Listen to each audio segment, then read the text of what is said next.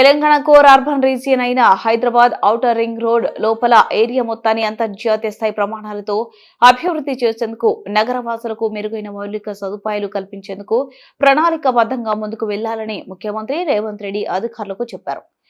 ఇందుకు సంబంధించి ఇప్పటికే పైలట్ ప్రాజెక్టుగా చేపట్టిన డ్రోన్ సర్వేను కోర్ అర్బన్ ఏరియా అంతటా నిర్వహించాలన్నారు.